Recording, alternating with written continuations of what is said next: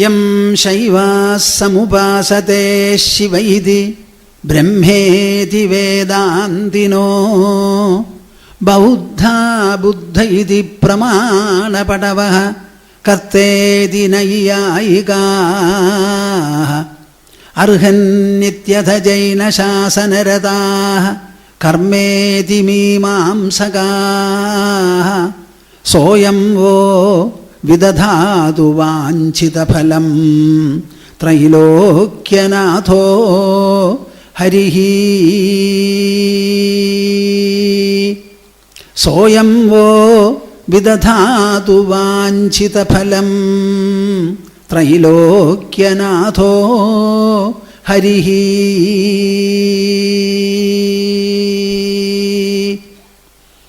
അദ്വൈതബോധാബ്ജസഹസ്രരശ്മിഃ ശാന്തേർലതായാഃ കില കൽപവൃക്ഷഃ സംസാരസന്താപവിനാശചന്ദ്രഃ കൃഷ്ണഃ സദാഹ്ലാദകരോ മമാസ്തു.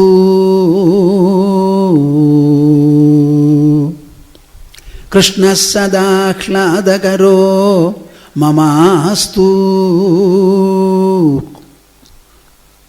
ഹരി ഓം ഹരി.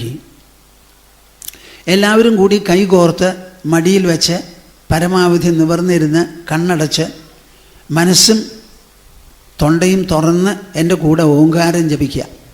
ഇത് നിങ്ങളെല്ലാവരും ലോകത്തിനൊട്ടാകെ നന്മയും സമാധാനവും ശാന്തിയും ധർമ്മബോധവും ഉണ്ടാവാൻ വേണ്ടി ചെയ്യുന്ന ഒരു കൂട്ട തപസ്സാണ്. ആ വിചാരത്തോടു കൂടി സങ്കല്പത്തോടു കൂടി ജപിക്കൂ. എല്ലാവരും എത്ര മുഖങ്ങളും നാവുമുണ്ടോ അത്രയും എണ്ണത്തിൽ നിന്ന് ശബ്ദം പുറപ്പെടണം. ഇതാ ഓ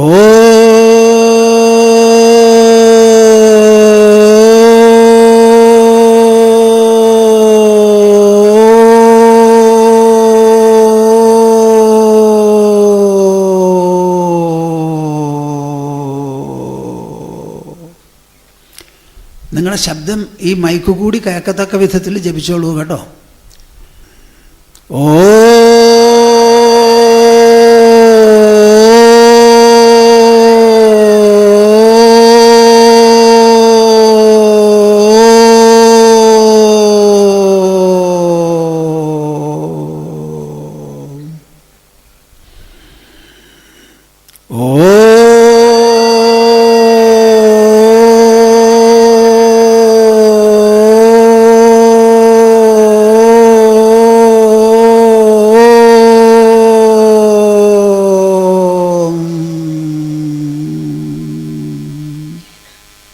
ഹരി ഓം തത്സത്. 12 സ്കന്ധങ്ങളാണല്ലോ ശ്രീമദ് ഭാഗവതത്തിൽ. ആ 12 സ്കന്ധത്തിൽ 10ാമത്തെ സ്കന്ധത്തിലാണ് കൃഷ്ണൻ്റെ ജന്മവും അദ്ദേഹത്തിൻ്റെ എല്ലാ വിധത്തിലുള്ള ലോകമംഗളകരമായിട്ടുള്ള പ്രവർത്തനങ്ങളും. അതെല്ലാം അവസാനിച്ചു. 125 വയസ്സായി കൃഷ്ണന്. അതുപോലെ കൃഷ്ണൻ്റെ കൂടെയുള്ളവരും പ്രത്യേകിച്ച് ഉദ്ധവനും വയസ്സായി കാണും. തൻ്റെ ലോകകൃത്യങ്ങളെല്ലാം അവസാനിപ്പിച്ചു എന്നുള്ളതിൻ്റെ പേരിൽ ദ്വാരകയിൽ വിശ്രമത്തിലിരിക്കുകയാണ്. ആ വിശ്രമാവസരത്തിലാണല്ലോ ബ്രഹ്മാവും കൂട്ടരും വന്ന് അങ്ങ് മടങ്ങി വരണം, കൃത്യങ്ങളൊക്കെ അവസാനിപ്പിച്ചു എന്ന് പറഞ്ഞ് അപേക്ഷിച്ചത്. അദ്ദേഹം വരാം, പക്ഷേ ഒരു കണ്ടീഷൻ. എന്താണത്? എൻ്റെ വംശത്തിനെ ഞാൻ നശിപ്പിച്ചിട്ട് വേണം എനിക്ക് മടങ്ങി വരാൻ. എൻ്റെ വംശം കൊണ്ടും എൻ്റെ പ്രവർത്തനങ്ങൾ കൊണ്ടും വളരെയധികം പ്രസിദ്ധിയും അജയ്യത്വവും സമ്പാദിച്ചിട്ടുണ്ട് വൃഷ്ണികുലക്കാർ. അതിൻ്റെ പേരിൽ ഞാനുള്ളപ്പോൾ അവരെ ചുക്കാൻ പിടിക്കാൻ ആളുണ്ട്. ഞാൻ പോയാലോ ആരും ഉണ്ടാവില്ല. അവരെ വെല്ലുവിളിക്കാനോ തടയാനോ ഒരാളെയും ഒട്ട് കാണൂല്ല. അങ്ങനെ വന്നാൽ കരകവിഞ്ഞൊഴുകുന്ന സമുദ്രത്തെ പോലെ ആയിത്തീരും അവർ. സമാജത്തിന് മുഴുവൻ നാശം സംഭവിക്കും. അതുകൊണ്ട് അവരെ നശിപ്പിച്ച് ആ നാശത്തിൻ്റെ ലക്ഷണമോ കാരണമോ എന്തോ അതിലകപ്പെട്ട് ഞാനും ശരീരം വിട്ടു വരാം എന്ന് പറഞ്ഞയച്ചു. ഈ വർത്തമാനം കേട്ട ഉടനെ ഉദ്ധവന് വലിയ പരിഭ്രമമായി. പരമഭക്തനാണ്, കണ്ണുലൂണിയാണ്, എപ്പോഴും ഈശ്വരൻ കൃഷ്ണൻ്റെ കൂടെയാണ് ഉദ്ധവൻ. ആ ഉദ്ധവൻ അടുത്ത് ചെന്ന് അങ്ങ് പോകുകയാണല്ലോ, എന്നെയും കൂടി കൂട്ടിക്കൊണ്ടു പോകണം, അങ്ങയുടെ കാലണകളിൽ നിന്ന് അര സെക്കൻഡ് പോലും അകന്നിരിക്കാൻ എനിക്ക് പറ്റില്ലേ. അതുകൊണ്ട് പോകുന്നിടത്തേക്ക് എന്നെയും കൂടി കൂട്ടിക്കൊണ്ടുപോവേ വഴിയുള്ളൂ എന്ന് പറഞ്ഞു. ആ ഉദ്ധവനെ നോക്കിക്കൊണ്ടാണ് ശ്രീകൃഷ്ണൻ്റെ ജീവിതത്തിലെ അന്തിമമായിരിക്കുന്ന ഉപദേശം നടന്നിട്ടുള്ളത്. ശ്രീമദ് ഭഗവത്ഗീത എന്ന് പറയുന്നത് കുരുക്ഷേത്രത്തിൽ യുദ്ധഭൂമിയിൽ പൊടുന്നനെ പുറപ്പെട്ടതാ, ഓർക്കാപ്പുറത്ത്. അതിൻ്റെ ഉദ്ദേശം എന്താ? അർജുനൻ എനിക്ക് യുദ്ധം ചെയ്യാൻ പറ്റില്ലേ, ഇത് പാപമാണ്, ഭയമാണ് എന്ന് പറഞ്ഞ് പിൻവാങ്ങിയപ്പോൾ അത് ശരിയല്ല, ചെയ്യണം എന്ന് പറഞ്ഞ് കുഴഞ്ഞു തൂങ്ങിയിരുന്ന അർജുനൻ്റെ കുഴച്ചൽ മാറ്റി ഗാണ്ഡീവം കയ്യിലെടുത്ത് 18 ദിവസം ധീരം പടപുരുതം, അതാണ് ആവശ്യം. അത് നിർവഹിക്കാൻ വേണ്ടി പെട്ടെന്ന് കൊടുത്ത ഉപദേശമാണ്. ഇത് അങ്ങനെയുള്ളതല്ല. താൻ ലോകത്തിൽ നിന്ന് വിരമിക്കാൻ പോകുകയാണ്. ദ്വാരക ഒട്ടാകെ സമുദ്രത്തിൽ ആണ്ടുപോകും, വംശം മുഴുവനും നശിക്കും എന്നുള്ള നിലയ്ക്ക് അതിന് തയ്യാറായിട്ടിരിക്കുമ്പോൾ ഉദ്ധവൻ വന്ന് ചോദിച്ചപ്പോൾ പറയുന്നതാണ്. ആ ഉദ്ധവനെ നോക്കി ഉടനെ കൃഷ്ണൻ എന്തു പറഞ്ഞു? ഞാൻ പോകുക എന്നുള്ളത് ഉദ്ധവൻ പറഞ്ഞത് ശരിയാണ്. അപ്പം ഞാൻ പോകുമ്പോൾ പിന്നാലെ ഇരിക്കാൻ പറ്റില്ല എന്നല്ലേ ഉദ്ധവൻ്റെ സങ്കടം. അതുകൊണ്ട് ഉദ്ധവ, ഞാൻ ഇരിക്കുമ്പോൾ തന്നെ പോയി കളയൂ. കേൾക്കുന്നുണ്ടോ നിങ്ങൾ? ഞാൻ ഇരിക്കുമ്പോൾ തന്നെയാ പോയി കളയൂ. അപ്പോൾ കുഴപ്പമില്ലല്ലോ, ബുദ്ധിമുട്ട് എനിക്കല്ലേ ആവുള്ളൂ. എല്ലാ ദിക്കിലും സ്കുലനാണ് ആര്? കൃഷ്ണൻ.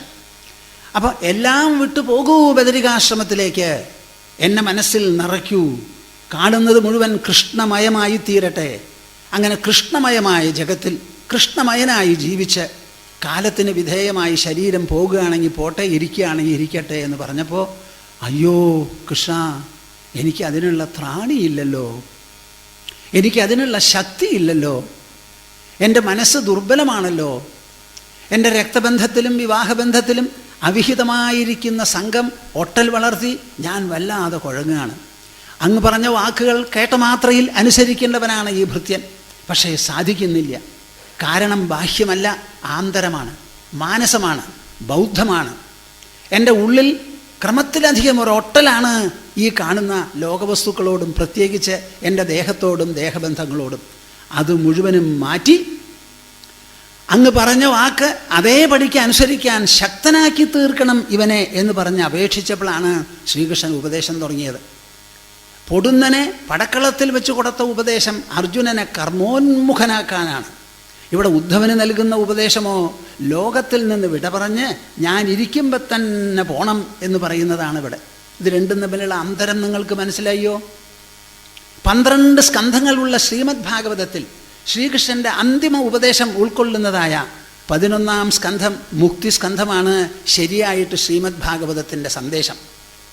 പക്ഷേ അത് കേൾക്കാനിരിക്കുന്നവർ ഉദ്ധവനെ പോലെ ഇരിക്കണം. അത് മാത്രമേ വ്യത്യാസമുള്ളൂ. നിങ്ങൾ പരീക്ഷത്തിനെ പോലെ ആവില്ല എന്ന് എനിക്കറിയാം. 7ാം ദിവസം ആരും മരിക്കാൻ പോണില്ല. പക്ഷേ ഉദ്ധവനെ പോലെ ആയിക്കൂടെ നിങ്ങൾക്ക്? അപ്പോൾ എല്ലാവരും ഉദ്ധവനെ പോലെ ഇരിക്കണം. അതിലിപ്പോൾ 19 സ്കന്ധം കഴിഞ്ഞു, അല്ല 19 അധ്യായം കഴിഞ്ഞു. 19 അധ്യായം എന്ന് പറഞ്ഞാലോ 24 അധ്യായങ്ങളിലാണ് ഈ ഉദ്ധവന് കൊടുത്ത ഉദ്ധവഗീത എന്ന് പേരുള്ള ഈ ഉപദേശം. അർജുനന് കൊടുത്തത് 18 അധ്യായമേ ഉള്ളൂ. ആ 18 അധ്യായത്തിൽ പറഞ്ഞിട്ടുള്ളതും അത് വിട്ട് പല കാര്യങ്ങളും ഉപ്പ് തൊട്ട് കർപ്പൂരം വരെ എന്നാണ് ഞാൻ പറയുക. നമ്മുടെ സനാതനധർമ്മത്തിൽ, ഹൈന്ദവധർമ്മത്തിൽ എന്തെല്ലാം മൂല്യങ്ങളോ തത്വങ്ങളോ സിദ്ധാന്തങ്ങളോ ആചരണ വിഷയങ്ങളായിട്ടുണ്ടോ അത് മുഴുവനും പ്രതിപാദിക്കുന്നതാണ് ഉദ്ധവഗീത. അതിലില്ലാത്തതൊന്നും ഉണ്ടാവില്ല. അങ്ങനെയുള്ളത് 24 അധ്യായമുള്ളതിൽ 14 അധ്യായം കഴിഞ്ഞ് 20ാമത്തെ അധ്യായത്തിലേക്കുള്ള പ്രവേശമാണ്. അപ്പോൾ ഇത്രയും നേരം ഇതെല്ലാം പറഞ്ഞത് കേട്ട് മനസ്സിലാക്കി കഴിഞ്ഞു. ഉദ്ധവഗീതയിൽ ഓരോ ഭാഗവും ഞാനിപ്പോൾ മുക്തിസുധാകരത്തിൽ പറയുന്ന സമയത്ത് പലപ്പോഴും ഞാൻ ആലോചിക്കാറുണ്ട്, എന്ത്, ഞാൻ ഈ ഉദ്ധവന് കൃഷ്ണൻ നൽകിയ ഉപദേശം കൂടുതൽ കൂടുതൽ ഗഹനമോ, കൂടുതൽ കൂടുതൽ ഗാഠമോ, കൂടുതൽ കൂടുതൽ സൂക്ഷ്മമോ ആകുമ്പോൾ എൻ്റെ പ്രേക്ഷകരെല്ലാവരും അതിനൊത്ത് ശ്രദ്ധയോടും താല്പര്യത്തോടും കൂടി കേൾക്കുമോ, അതോ ഇത് ദാർശനികമാണ്, സൂക്ഷ്മമാണ്, വയ്യ എന്ന് പറഞ്ഞ് പിന്മാറുമോ എനിക്ക് എപ്പോഴും ഒരു ആശങ്കയും ഒരു ഉത്കണ്ഠയുമുണ്ട്. പക്ഷേ പ്രേക്ഷകർ എന്നോട് പറയുന്നത് എന്താണെന്ന് വെച്ചാൽ, അങ്ങനെയില്ല സ്വാമിജി, ഇത്രയും നാളും സ്വാമിജി പറഞ്ഞത് മനസ്സിലായില്ലോ, അതുകൊണ്ട് ഇനി എന്തു പറഞ്ഞാലും ഞങ്ങൾ കേൾക്കുന്നതാണ് അവരുടെ പ്രതികരണം. അങ്ങനെ ആവും എല്ലാവരുടെയും എന്ന് പ്രതീക്ഷിക്കട്ടെ. ഉദ്ധവൻ പറയുകയാണ്, ഈ ഭാഗത്തിന് ജ്ഞാനയോഗം, കർമ്മയോഗം, ഭക്തിയോഗം എന്നൊക്കെയാണ് പേര്. ഉദ്ധവൻ്റെ ആ പ്രധാനപ്പെട്ട ഒരു ചോദ്യമുണ്ട്.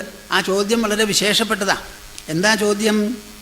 വിധിശ്ച പ്രതിഷേധശ്ച നിഗമോ ഹീശ്വരസ്യതേ അവേക്ഷതേ അരവിന്ദാക്ഷ ഗുണം ദോഷം ച കർമ്മണാം. വിധിശ്ച പ്രതിഷേധശ്ച നിഗമോ ഹീശ്വരസ്യതേ അവേക്ഷതേ അരവിന്ദാക്ഷ ഗുണം ദോഷം ച കർമ്മണാം എന്നിങ്ങനെ ഒരു 4-5 ശ്ലോകം പറഞ്ഞിട്ട് പറയുകയാണ്, അങ്ങ് ഇതേവരെ പറഞ്ഞതിൽ എനിക്ക് വലിയ ഒരു വിഷമം തോന്നുന്നു. എന്താ ആ വിഷമം? ഇതേവരെ പറഞ്ഞതും അവസാനം പറഞ്ഞതും നോക്കുമ്പോൾ എനിക്ക് മനസ്സിലാവണില്ല, ബുദ്ധിമുട്ടാണെന്ന് പറയുക. അപ്പം എന്താണ് കൃഷ്ണൻ പറഞ്ഞത്, എന്താണ് കൃഷ്ണനോട് കഴിഞ്ഞ അധ്യായത്തിൽ ചോദിച്ചത് എന്നൊന്ന് നിങ്ങൾ മനസ്സിലാക്കിയാലല്ലേ പറ്റുള്ളൂ. ചോദ്യത്തിന് ഉത്തരമായിട്ടാണ് ഇനി കൃഷ്ണൻ സംസാരിക്കാൻ പോണത്. അപ്പോൾ ഈ അധ്യായം തുടങ്ങുന്നത് ഉദ്ധവൻ ചില സംശയങ്ങൾ ഉന്നയിക്കുന്നതോടുകൂടിയാണ്. ഇതിന് മുൻ അധ്യായത്തിൽ എന്താ ഉദ്ധവൻ പറയാൻ ആവശ്യപ്പെട്ടത്? ജ്ഞാനം വിശുദ്ധം വിപുലം യഥൈതത് വൈരാഗ്യവിജ്ഞാനയുതം പുരാണം ആഖ്യാഹി വിശ്വേശ്വര വിശ്വമൂർത്തേ ത്വദ്ഭക്തിയോഗം ച മഹദ് വിമൃഗ്യം. എനിക്ക് വിജ്ഞാനത്തോടുകൂടിയുള്ള ജ്ഞാനം പറഞ്ഞു തരണമെന്ന ഇങ്ങനെ 2 വാക്കുകൾ നമ്മുടെ ഭാഷയിലും സംസ്കാരത്തിലേ കാണുള്ളൂ. വിജ്ഞാനത്തോടു കൂടിയ ജ്ഞാനം എന്ന് പറഞ്ഞാൽ എന്താ? കാര്യങ്ങളെ ചർച്ച ചെയ്ത് മനസ്സിലാക്കിക്കുക എന്ന് പറയുന്നതാണ് ജ്ഞാനം. ആ ജ്ഞാനം ബുദ്ധിയുള്ളവർക്ക് ഗ്രഹിക്കാം. ആ ആൾ ഇന്ന പ്രകാരത്തിലാവണം എന്നുള്ളതില്ല. ദുര്യോധനെ പോലെയുള്ളവർക്കും ബുദ്ധിയുണ്ട്, അവർക്കും ഗ്രഹിക്കാം. ഹിരണ്യകശിപുവിനെ പോലെയുള്ളവർക്കും ഗ്രഹിക്കാം. ഹിരണ്യാക്ഷൻ മരിച്ചു, ദേഷ്യപ്പെട്ടു, എല്ലാമായി ഹിരണ്യാക്ഷൻ്റെ ഭാര്യയെയും അമ്മയെയും സമാധാനിപ്പിക്കാൻ ചെന്ന് ഹിരണ്യകശിപു ഉപദേശിക്കുന്നത് ആത്മോപദേശ.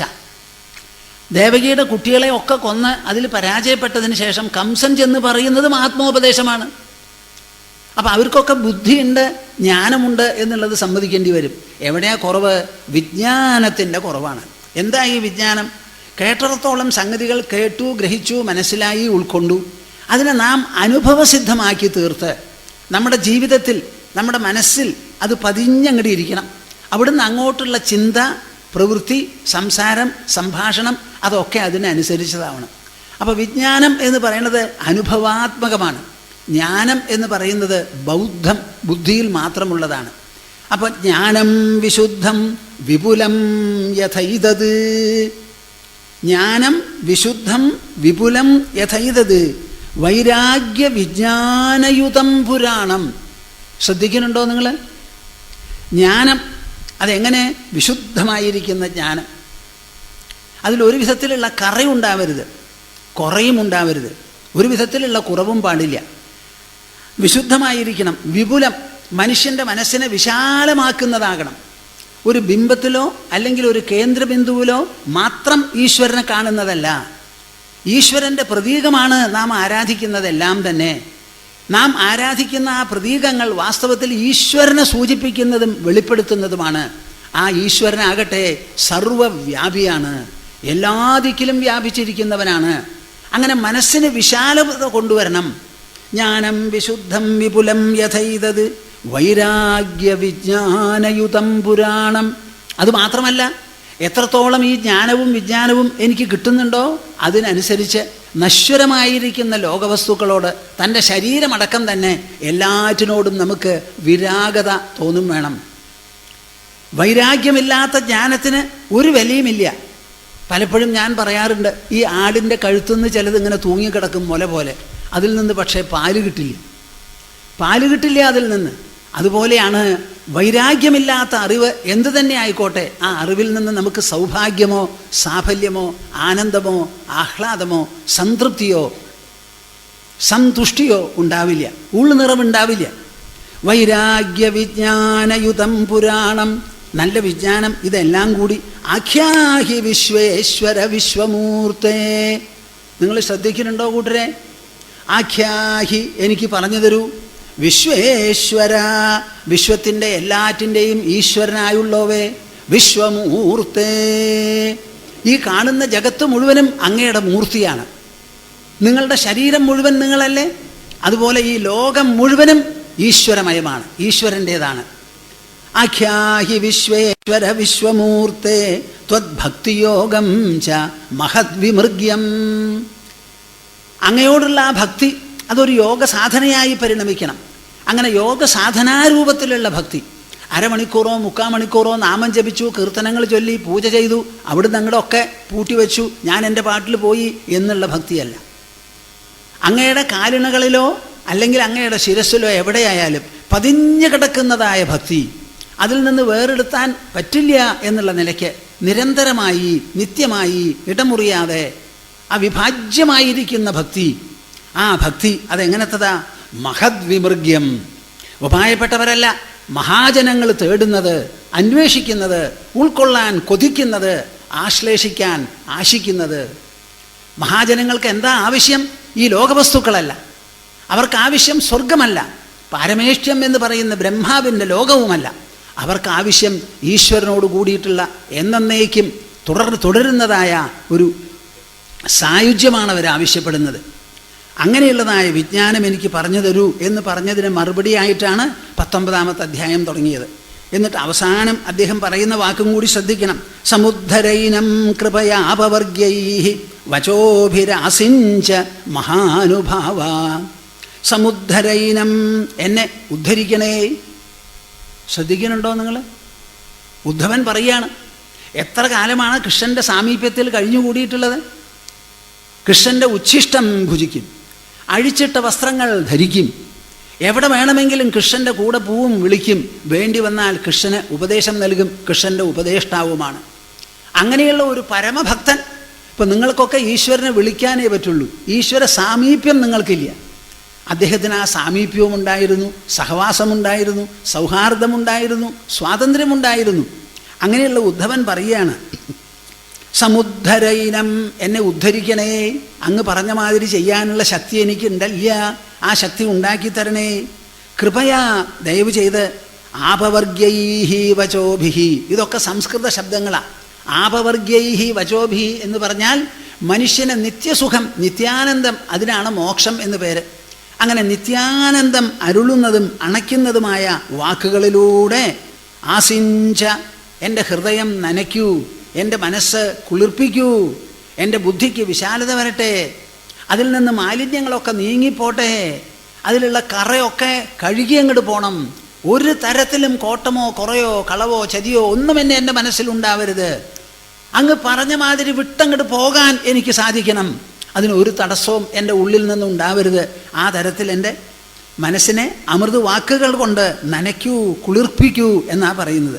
സമുദ്ധരൈനം കൃപവ്യാപവർഗ്യൈഃ വചോഭിരാസിഞ്ച മഹാനുഭാവ. അപ്പം കൃഷ്ണൻ എന്താ മറുപടി പറയുക? ഈ ചോദ്യം മനസ്സിൽ വെച്ചുകൊണ്ടാണ് എല്ലാ മറുപടിയും പറഞ്ഞു കൊടുത്തത്, എല്ലാം മനസ്സിലാക്കി കൊടുത്തത് ഈ ചോദ്യം മനസ്സിൽ വെച്ചുകൊണ്ടാണ്.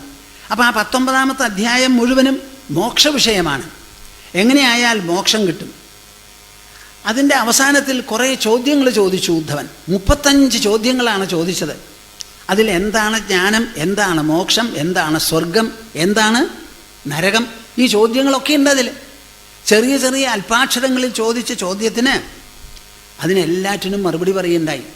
അതിൽ പറയാണ്, ധർമ്മോ മദ്ഭക്തി കൃത്പ്രോക്തോ ജ്ഞാനം ച ഏകാത്മ്യദർശനം ഗുണേഷ്വസംഗോ വൈരാഗ്യം ഐശ്വര്യം ചാണിമാദയ. ഇങ്ങനെ പറഞ്ഞിട്ടാണ് കൃഷ്ണൻ അവസാനിപ്പിക്കുന്നത്. മനസ്സിലാവുന്നുണ്ടോ നിങ്ങൾക്ക്? ധർമ്മോ മദ്ഭക്തി കൃത്പ്രോക്തോ, നിങ്ങളുടെ ധർമാനുഷ്ഠാനം എന്തോ ആയിക്കോട്ടെ, ഏത് ശാസ്ത്രമോ ഏത് പുരാണമോ ഏത് ഇതിഹാസമോ ഏത് സ്മൃതിയോ വിധിച്ചതായിക്കോട്ടെ, നിങ്ങളുടെ ധർമാനുഷ്ഠാനം മുഴുവനും അർത്ഥവത്താകുന്നത് എപ്പോഴാണ്? മത് ഭക്തി കൃത്പ്രോക്തോ, ഈശ്വരനോട് അകൈതവമായിരിക്കുന്ന ഭക്തി തോന്നണം. ഞാൻ ധർമ്മിഷ്ഠനാണ്, ഞാനൊരു ഗൃഹസ്ഥനാണ്, എൻ്റെ കുട്ടികളെയൊക്കെ വേണ്ടതുപോലെ രക്ഷിച്ചു, പഠിപ്പിച്ചു, കല്യാണം കഴിച്ചു കൊടുക്കേണ്ടവരെ കൊടുത്തു, കഴിച്ചു കൊണ്ടുവന്നവരെ കൊണ്ടുവന്നു, എല്ലാവർക്കും ഉദ്യോഗമുണ്ട്, ഭദ്രം ഭദ്രം ഭദ്രം. ആയില്ല ആയില്ല ആയില്ല. നിങ്ങൾക്ക് ഈശ്വരനോട് അചഞ്ചലമായിരിക്കുന്ന ഭക്തി വളർന്നിട്ടുണ്ടോ? അതോ ഈ കല്യാണം കഴിച്ചു കൊടുത്തവരിലും കല്യാണം കഴിച്ചു കൊണ്ടുവന്നവരിലും അവരുടെ പേരക്കിടാങ്ങളിലുമാണോ കിടന്നിങ്ങനെ വട്ടം തിരിയണത് എന്നുള്ള ചോദ്യം അവിടെ വരുന്നു. പോരെ പോരെ, എത്ര കാലം ജീവിച്ചു? ദശാബ്ദങ്ങളായി, പേരക്കുട്ടികളായി. പേരക്കുട്ടികളെ നോക്കാൻ അവരുടെ അച്ഛനമ്മമാരിൽ വിടൂ. നിങ്ങൾ കൈയൊഴിഞ്ഞ് പിന്നാലെ നിൽക്കൂ.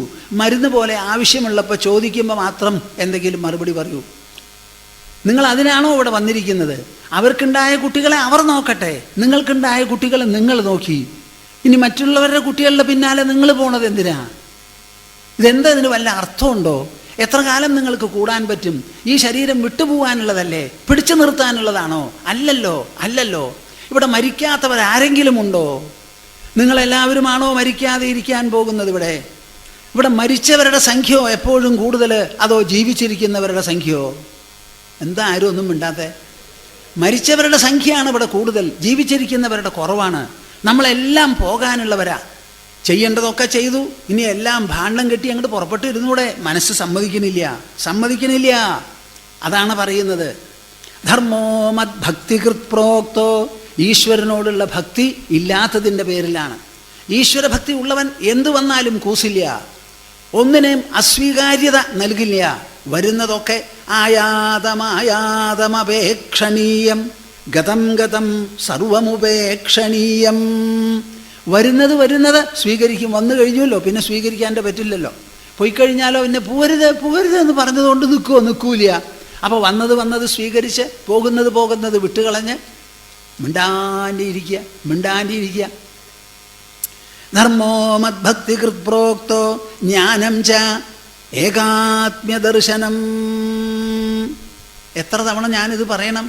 ജ്ഞാനം ച, ജ്ഞാനം എന്ന് പറയുന്നത് ഏകാത്മ്യദർശനം. ഈ കാണുന്നത് മുഴുവൻ ഒരേ ഒരു സത്തയാണ്. എല്ലാം ചേതനാത്മകമാണ്. ഇവിടെ വിഭജിക്കാനായിട്ട് ഒന്നും തന്നെയില്ല. എല്ലാം ഒന്ന് തന്നെ. ഈശ്വരമയം, വിഷ്ണുമയം, ഹരിമയം, ബ്രഹ്മമയം, ആത്മമയം. രണ്ട് എന്നൊരു ശബ്ദം ഇവിടെ മിണ്ടിപ്പോകരുത്. കണ്ണുകൊണ്ട് കാണുന്നതൊക്കെ രൂപങ്ങളാണ്. ആ രൂപങ്ങൾ മുഴുവൻ കണ്ണാണ് രചിക്കുന്നത്. കണ്ണിലാണ് രൂപങ്ങൾ നിൽക്കുന്നത്, പുറത്തല്ല. ഞാൻ പച്ച നിറം കണ്ടാലും എൻ്റെ മനസ്സിലതൊരു നിറമാണ്.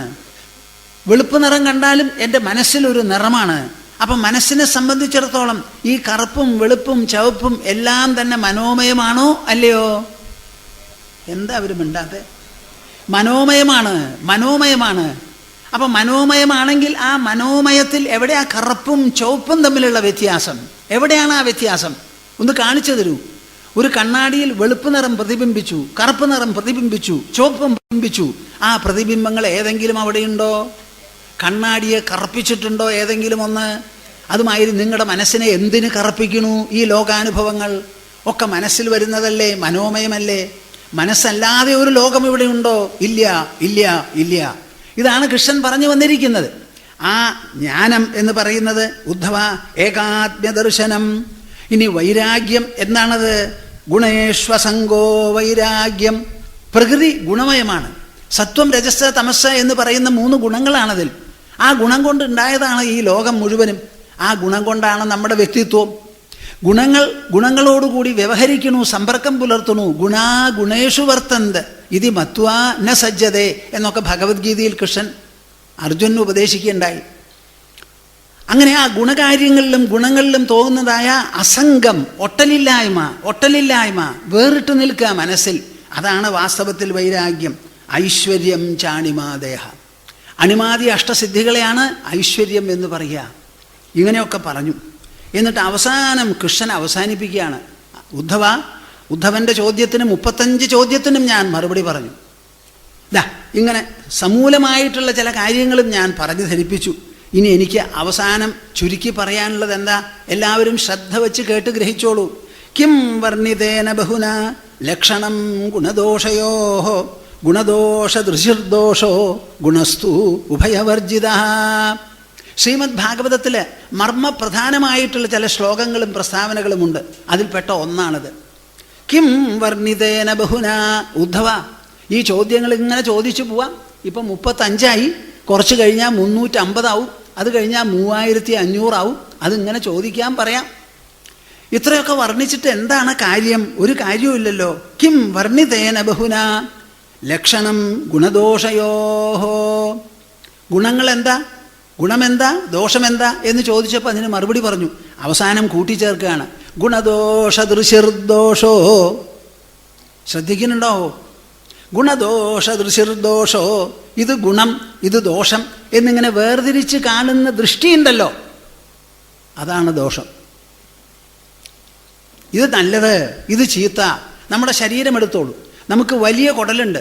ആ കുടലിൻ്റെ ഉള്ളിൽ കിടക്കുന്നത് മലമാണ്. ആമാശയത്തിലും ചെറുകുടലിലും സഞ്ചരിക്കുന്നത് എന്താ? നല്ല നല്ല ഭക്ഷണ പദാർത്ഥങ്ങളാണ്. ആ ഭക്ഷണ പദാർത്ഥങ്ങളുടെ തൊട്ടടുത്താണ് വലിയ കുടലിൽ മലം കിടക്കുന്നത്. ആ മലം കുറേയൊക്കെ അണുവുള്ളതും സംക്രമണത്തിന് സാധ്യതയുള്ളതുമൊക്കെയാണ്. ആ മലമില്ലാതെ ഈ ഭക്ഷണം പാകം ചെയ്യാൻ പറ്റുമോ? പറ്റില്ല. ഇത് രണ്ടും അടുത്തടുത്താണ് കിടക്കുന്നത്. അപ്പം നിങ്ങൾക്ക് വലിയ കുടലും അതിലുള്ള മലത്തിനോട് വെറുപ്പ് തോന്നുന്നതിൽ അർത്ഥമുണ്ടോ? ഇനി മലദ്വാരമില്ലാതെ കുട്ടികൾ ജനിച്ചാലോ?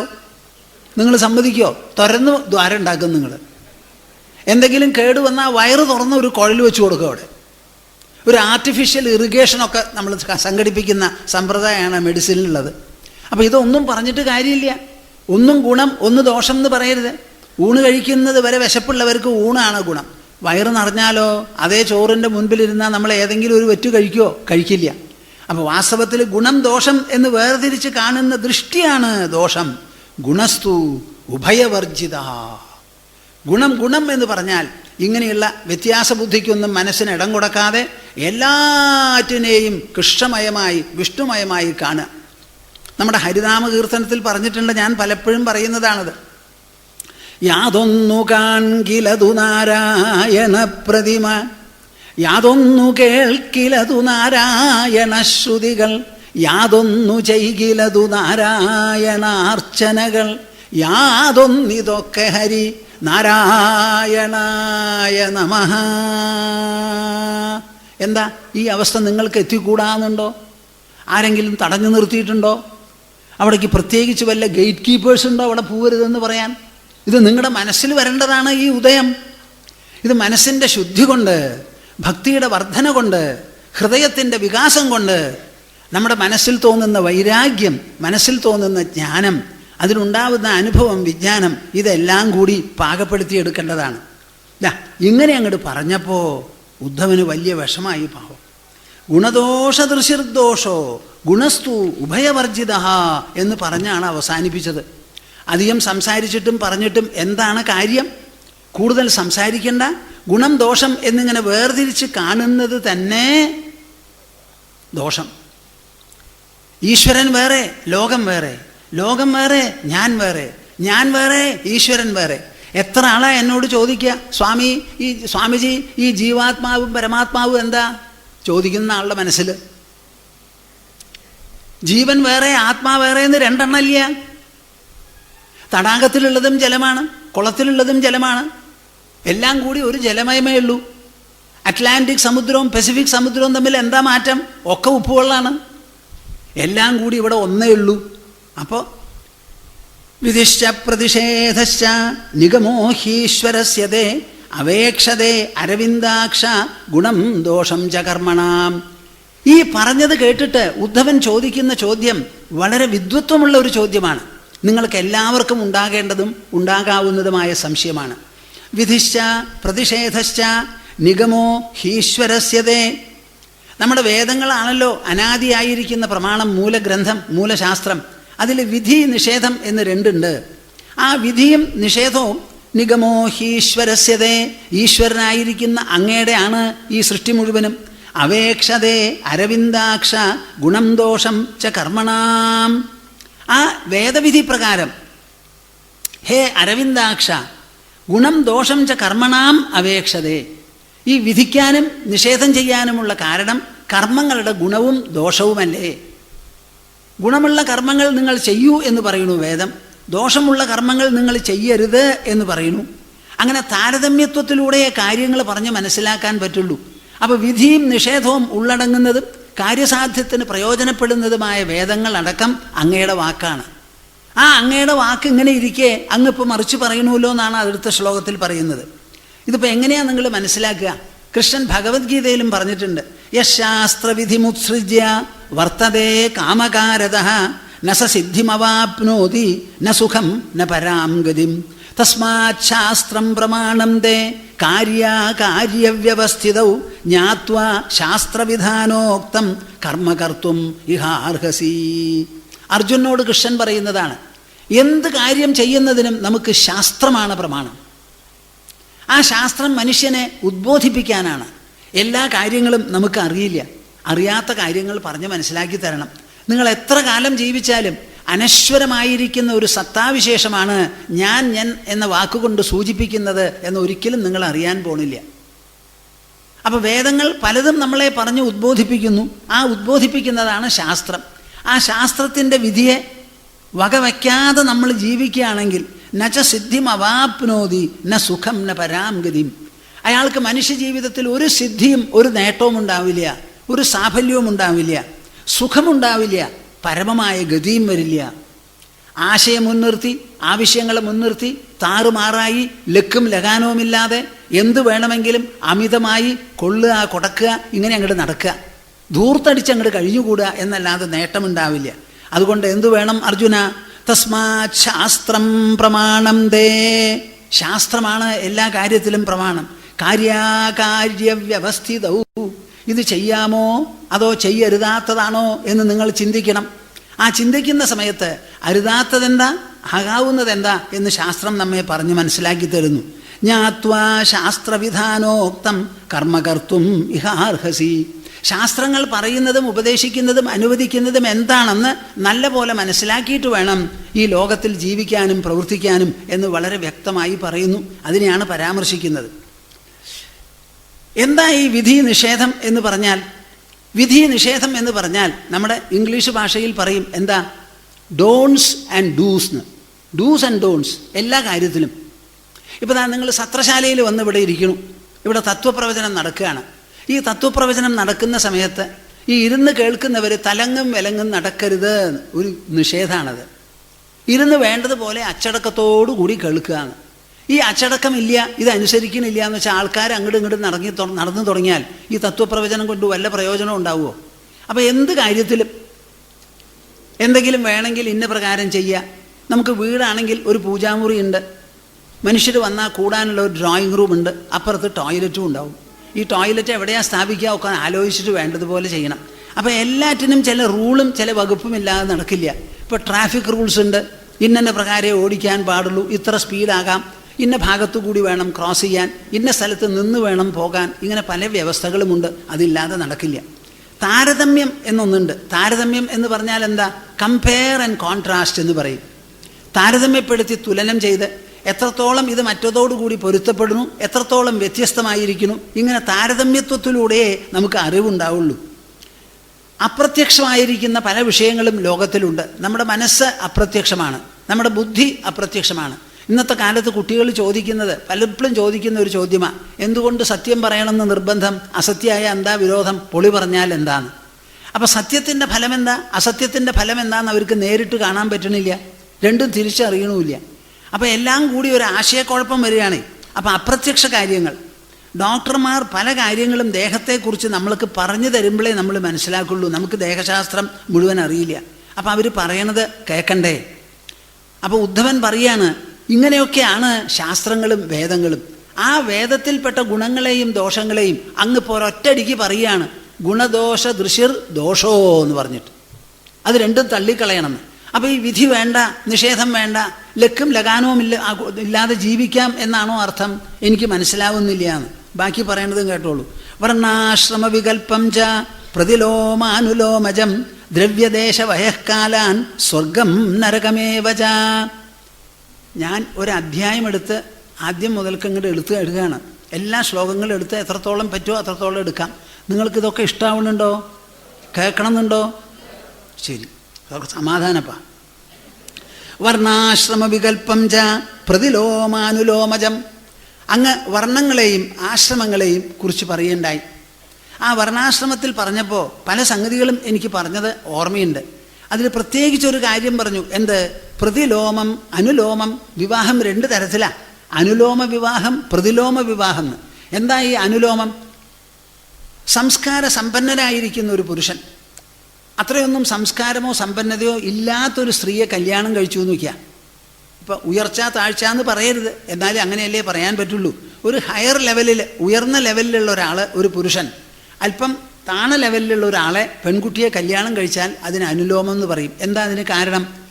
പുരുഷ മേധാവിത്വത്തോടു കൂടിയാണ് ലോകം നടക്കുന്നത്. പുരുഷന്മാർക്കുള്ള സ്വാതന്ത്ര്യം, സഞ്ചാര സ്വാതന്ത്ര്യം സ്ത്രീകൾക്കില്ല. അവർക്ക് പോകണമെങ്കിൽ ഇപ്പം ഞങ്ങളുടെ ആശ്രമത്തിൽ ചിലപ്പോൾ ഇപ്പോൾ തിരഞ്ഞെടുത്ത പ്രതിനിധികളൊക്കെ ചില സ്ഥലത്ത് സ്ത്രീകളാണ്. അപ്പോൾ സ്ത്രീകളിങ്ങോട്ട് കാണാൻ വരുമ്പോൾ തന്നെ വരില്ല, ഭർത്താവിനെയും കൂട്ടിക്കൊണ്ടേ വരുള്ളൂ. നേരെ മറിച്ച് ഭർത്താവാണ് തിരഞ്ഞെടുക്കപ്പെട്ടതെന്നുണ്ടെങ്കിൽ ഭാര്യയെ കൂട്ടിക്കൊണ്ടുവരുമോ? എന്താ മിണ്ടാത്തേ? അതെന്താ? ഞാൻ പലപ്പോഴും അതിശയിക്കും. ഒരു വില്ലേജും ഒരു ഗ്രാമമാണ്, അവിടെ തിരഞ്ഞെടുത്ത പ്രതിനിധി വരുമ്പോൾ സ്ത്രീയാണെങ്കിൽ പുരുഷനെയും കൂട്ടിക്കൊണ്ടേ വരുള്ളൂ. ഇപ്പോൾ പൂച്ചയ്ക്ക് പൊന്നുരുക്കണ സ്ഥലത്ത് എന്താണാവോ? അപ്പോൾ നിങ്ങൾ എന്ത് പറഞ്ഞാലും ശരി, ഉയർന്ന സംസ്കാരമുള്ള ആ തലത്തിൽപ്പെട്ട ഒരു പുരുഷൻ താണ സ്ഥലത്തിലുള്ള ഒരു സ്ത്രീയെ കല്യാണം കഴിച്ചാൽ ആ സ്ത്രീ സംസ്കാര സമ്പന്നത ഉൾക്കൊണ്ട് വളരും. മറിച്ചാണെങ്കിലോ നീ മിണ്ടാണ്ടിരിക്കടേന്ന് പറയും. അപ്പോൾ പ്രതിലോമം എന്ന് പറഞ്ഞാൽ മറിച്ച. താണ തലത്തിലുള്ള പുരുഷൻ ഉയർന്ന തലത്തിലുള്ള സ്ത്രീയെ കല്യാണം കഴിച്ചു എന്നുണ്ടെങ്കിൽ, അല്ലെങ്കിൽ ഉയർന്ന തലത്തിലുള്ള സ്ത്രീ താഴ്ന്ന തലത്തിലുള്ള പുരുഷനെ കല്യാണം കഴിച്ചു എന്നുണ്ടെങ്കിൽ എന്താ വരിക? അധപ്പതനം. അതുകൊണ്ട് അനുലോമ വിവാഹം നമുക്ക് സമ്മതമാണ്, പ്രതിലോമ വിവാഹം സമ്മതമല്ല എന്നും കൃഷ്ണൻ പറയുണ്ടായി. അതുമാതിരി പല വ്യത്യാസങ്ങളും അദ്ദേഹം പറഞ്ഞു. ദ്രവ്യ ദേശ വയഃ കാലാൻ. ദ്രവ്യം, ദേശം, വയസ്സ്, കാലം, സ്വർഗം, നരകം, ഇതൊക്കെ ഉള്ളതായിട്ട് കൃഷ്ണൻ പ്രതിപാദിച്ചിട്ടുണ്ട്. ഇപ്പോൾ ഒറ്റയടിക്ക് പറയുക അതൊന്നുമില്ല, ഇങ്ങനെ വേർതിരിച്ച് കാണുന്നത് തന്നെ തെറ്റാണ്. ദ്രവ്യം ദ്രവ്യം എന്ന് പറഞ്ഞു. ഈ വർണ്ണാശ്രമങ്ങളെപ്പറ്റി പറയുമ്പോൾ ഞാൻ പറയാൻ ഇഷ്ടപ്പെടുന്നത്, നിങ്ങളൊക്കെ വളരെ കാലമായി ഈ കാര്യങ്ങൾ സംപ്രേഷണത്തിലൂടെയും അന്യഥാവും നിങ്ങളൊക്കെ കേട്ട് ധരിക്കുന്നവരാണ്. അപ്പോൾ എനിക്ക് പറയാനുള്ളത്, പ്രകൃതി തന്നെ രചിച്ചിട്ടുള്ളതാണ് 4 വർണ്ണങ്ങൾ. അത് ബ്ലഡ് ഗ്രൂപ്പ് പോലെയുള്ള 4 എണ്ണം. ബ്രഹ്മസ്വഭാവം, ക്ഷാത്രസ്വഭാവം, വൈശ്യസ്വഭാവം, ശൂദ്രസ്വഭാവം. അത് പ്രകൃതി തന്നെ പിറക്കുമ്പോൾ തന്നെ നമുക്ക് തന്നിട്ടുള്ളതാണ്. നമുക്ക് അവിടെ കയ്യും ഒന്നുമില്ല, സ്ഥാനമൊന്നുമില്ല. അത് കഴിഞ്ഞ് നമ്മുടെ ജീവിതത്തെ ചിട്ടപ്പെടുത്തി വച്ചിട്ടുള്ളതാണ് 4 ആശ്രമം. പഠിക്കാനുള്ളത് ബ്രഹ്മചര്യം, വിവാഹം കഴിച്ച് കുടുംബം വളർത്താനുള്ളത് ഗാർഹസ്ഥ്യം. അത് കഴിഞ്ഞാൽ ഒരു 60-62 വയസ്സായ കുടുംബം വിട്ട് വാനപ്രസ്ഥ ജീവിതം തൻ്റെ മനസ്സിൽ മാത്രം ഊന്നിക്കൊണ്ട് ഉൾവ്യക്തിത്വം വികസിപ്പിക്കാനും ശുദ്ധമാക്കാനും. അതിൽ വിജയം വരിച്ചു എന്നുണ്ടെങ്കിൽ സന്യാസം. എല്ലാവർക്കും അഭയം നൽകിക്കൊണ്ട് ജനങ്ങളുടെ നന്മയ്ക്ക് വേണ്ടി ജീവിക്കുക, പ്രവർത്തിക്കുക. അതാണ്. ഇങ്ങനെ 4 എണ്ണം നമ്മൾ ചിട്ടപ്പെടുത്തിയതാണ്. ഈ 4 നമ്മുടെ ചിട്ടയാണ്, അത് പ്രകൃതി തന്നിട്ടുള്ളതല്ല. നമ്മുടെ സംസ്കാരം കൊണ്ടും നമ്മുടെ സമ്പന്നത കൊണ്ടും നമ്മുടെ വിദ്യാഭ്യാസം കൊണ്ടും കൂലങ്കഷമായിരിക്കുന്ന ഗവേഷണം, നിരീക്ഷണം, പരീക്ഷണം ഇതെല്ലാം ഉപയോഗിച്ച് നാം ചിട്ടപ്പെടുത്തിയിട്ടുള്ളതാണ്.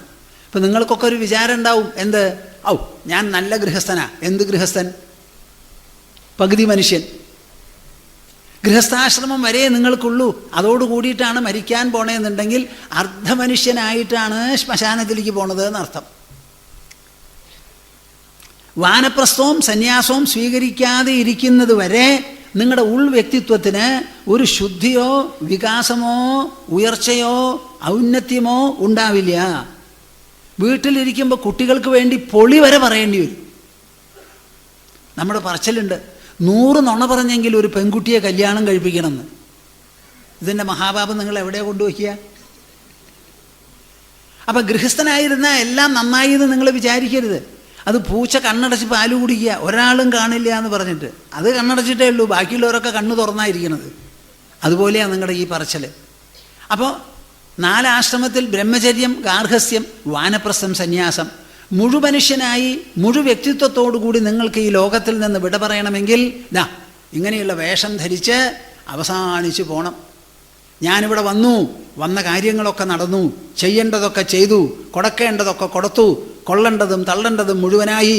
ഞാൻ സ്വതന്ത്രനാണ്, സ്വച്ഛനാണ്, സൗഭാഗ്യം നിറഞ്ഞിരിക്കുന്നു, സാഫല്യദീപ്തി ഉണ്ട് എനിക്ക്.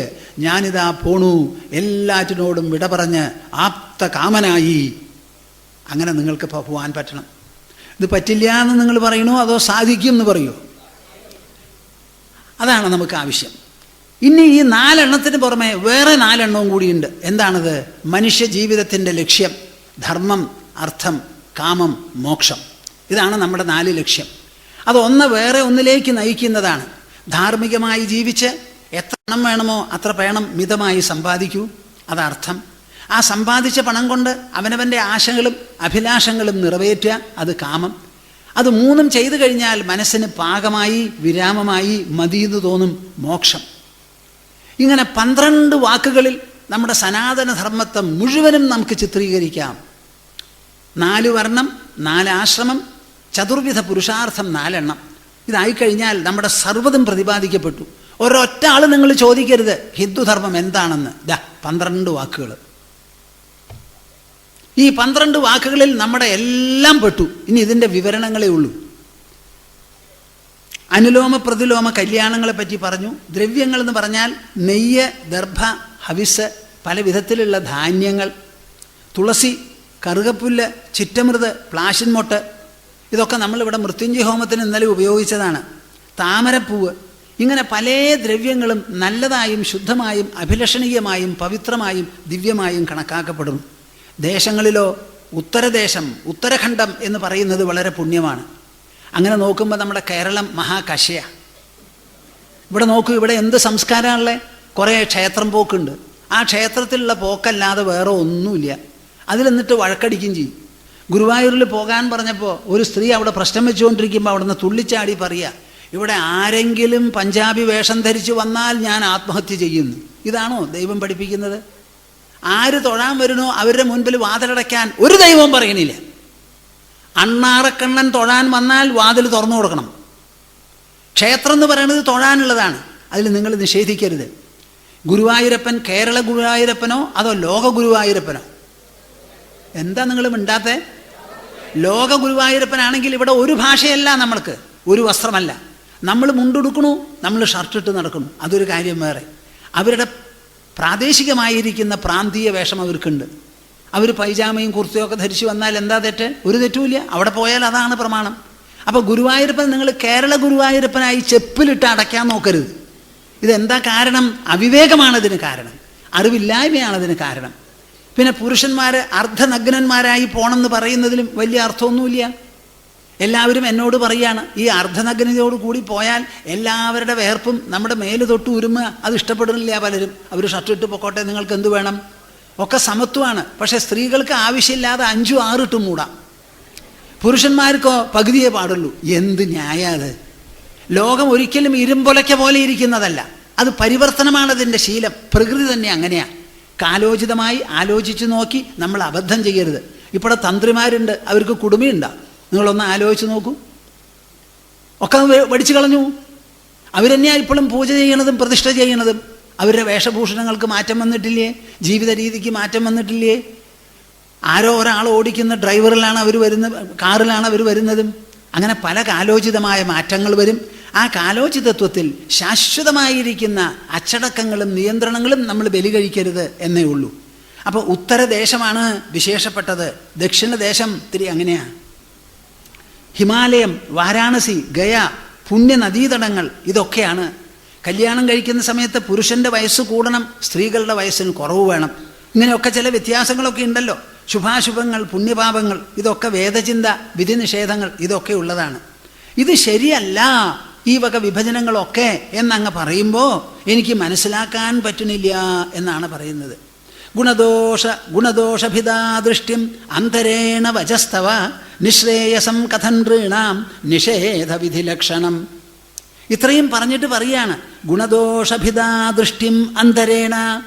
ഇതൊക്കെ അങ്ങ് പറഞ്ഞല്ലോ. ഇപ്പോൾ അത് വെച്ച് നോക്കുമ്പോൾ നമ്മുടെ മനസ്സിൽ ഇത്രനാളും വളർത്തിപ്പോന്നിട്ടുള്ളതായ ഗുണദോഷ വിഭജന ദൃഷ്ടിയുണ്ടല്ലോ, ഈ ദൃഷ്ടി തെറ്റാണെന്നാണ് ഇപ്പോൾ പറയുന്നത്.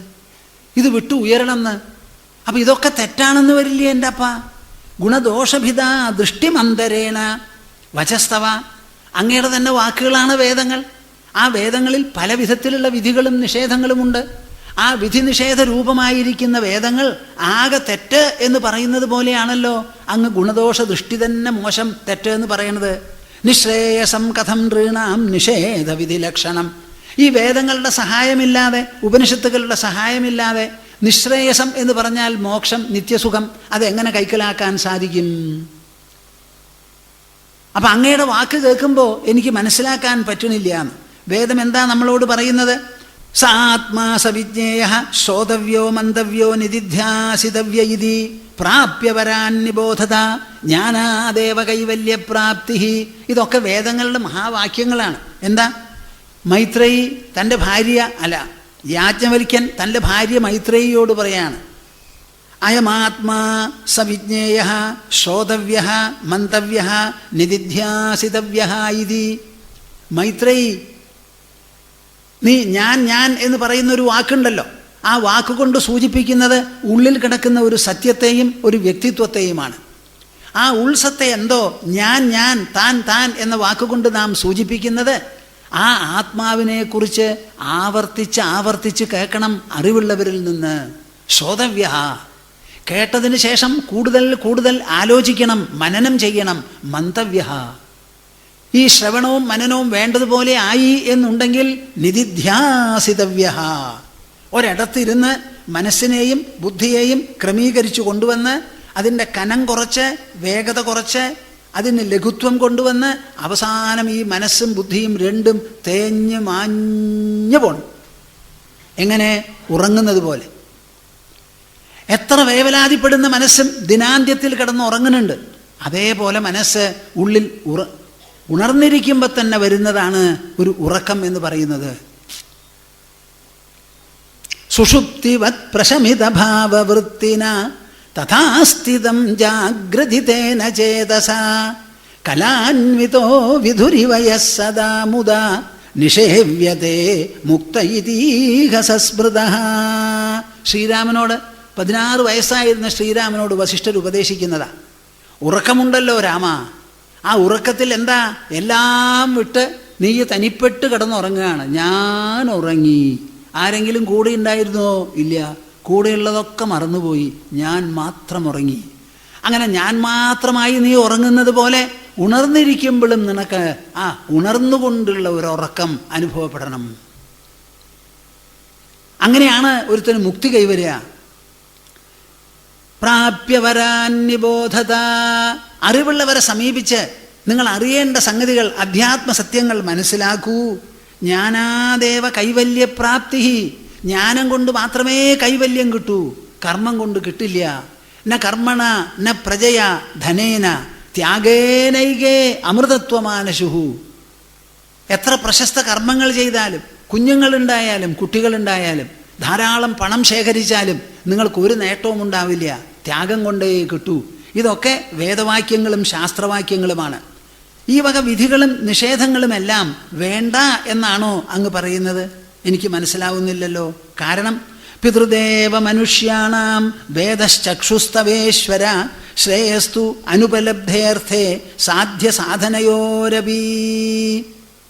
പിതൃദേവ മനുഷ്യാണാം വേദ ചക്ഷു തവേശ്വര. മനുഷ്യർക്ക് മാത്രമല്ല, പിതൃക്കൾക്കും ദേവന്മാർക്കും മനുഷ്യർക്കും എല്ലാവർക്കും ഒരുപോലെയുള്ള ഉൾക്കണ്ണാണ്, വിവേക കണ്ണാണ്, വിശേഷബുദ്ധി കണ്ണാണ് ഈ വേദം എന്ന് പറയുന്നത്. ശ്രേയസ്തു അനുപലബ്ധേർത്ഥേ സാധ്യ സാധനയോരപി. അങ്ങനെയുള്ള വേദങ്ങൾ, ഈ സാധ്യം സാധന ശ്രേയസ് ഇങ്ങനെയുള്ള പരാമർശങ്ങളൊക്കെ ഉണ്ട്. അത് ഈ വിധിനിഷേധമില്ലാതെ, ഗുണദോഷ ബുദ്ധിയില്ലാതെ, വിവേചനമില്ലാതെ എങ്ങനെയാ ഈ വേദത്തിനെ സമീപിക്കുക? എങ്ങനെയാണ് നമ്മളിതിനെ കൊണ്ടു നടക്കുക? അങ്ങ് പറയുന്നുണ്ടല്ലോ ഗുണദോഷ ബുദ്ധി തന്നെ തെറ്റാണെന്ന്. എനിക്ക് മനസ്സിലാവണില്ല എന്ന്. ഗുണദോഷഭിദാ ദൃഷ്ടി നിഗമാത്തേന ഹി സ്വതഃ നിഗമേന അപവാദശ്ച ഭിദായ ഇതിഹ ഭ്രമഃ. അവസാനം പറഞ്ഞു നിർത്തുന്നു 5-ാമത്തെ ശ്ലോകത്തിൽ. ഗുണദോഷഭിദാ ദൃഷ്ടി, ഗുണം ദോഷം എന്നുള്ള വ്യത്യസ്തമായിരിക്കുന്ന ദൃഷ്ടിയുണ്ടല്ലോ. നിഗമാത്തേന ഹി സ്വതഃ, ഇത് നമ്മുടെ വേദമാണ് അതിന് പ്രമാണം. വേദങ്ങളിലാണ് ഇങ്ങനെ പറഞ്ഞു വച്ചിരിക്കുന്നത്. ഇത് സ്വർഗം, ഇത് നരകം, ഇത് പാപം, ഇത് പുണ്യം. അപ്പം അങ്ങയുടെ തന്നെ വാക്കായിരിക്കുന്ന വേദത്തിലാണ് ഈ വിധി നിഷേധ പരാമർശം. നിഗമേന അപവാദശ്ച, അതേ വിധി നിഷേധങ്ങളെയും ഗുണദോഷങ്ങളെയും അങ്ങ് ഇപ്പോൾ അമ്പെ നിഷേധിക്കുന്നു ഒറ്റ വാക്കുകൊണ്ട്. എന്ത്? അങ്ങയുടെ ഒരൊറ്റ വാക്കാണ്.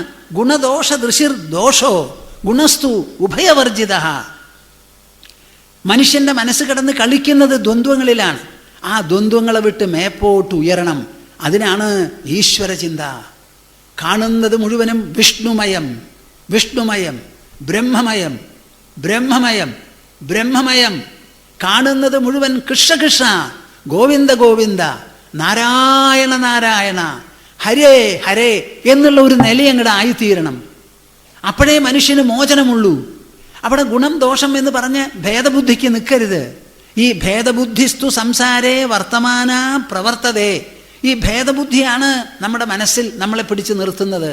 അതൊക്കെ പോയിട്ട് മനസ്സ് ശുദ്ധമണ്ഡലമാവട്ടെ എന്നുള്ള വാക്ക് നിഗമേനാപവാദശ്ച ഭിദായ ഇതിഹ ഭ്രമഃ. എൻ്റെ മനസ്സിന് വലിയ ഭ്രമമായിരിക്കുന്നു കൃഷ്ണ. കാര്യം ഞാൻ ഇതുവരെ അങ്ങ് പറഞ്ഞതൊക്കെ കേട്ടു ഗ്രഹിച്ചു, ഇപ്പോഴും കേട്ടു ഗ്രഹിച്ചു. അവസാനത്തെ ആ ഒരു വാക്കുണ്ടല്ലോ, ഗുണദോഷ ദൃശിർദോഷോ ഗുണസ്തു ഉഭയവർജിത. അത് കേട്ടപ്പോൾ ഒക്കെ തട്ടിമറിഞ്ഞു. ഞാൻ എന്താ ചെയ്യുക?